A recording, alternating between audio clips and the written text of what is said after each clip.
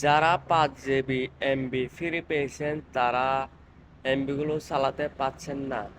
কিভাবে চালাবেন চলুন আমরা জেনে নিই স্ক্রিনে। আমরা চলে আসলাম স্ক্রিনে। আপনারা অ্যাপসটি ইনস্টল করার জন্য আপনারা প্লে স্টোরে আসবেন। প্লে স্টোরে ক্লিক করবেন। ক্লিক করার পর এখানে লিখবেন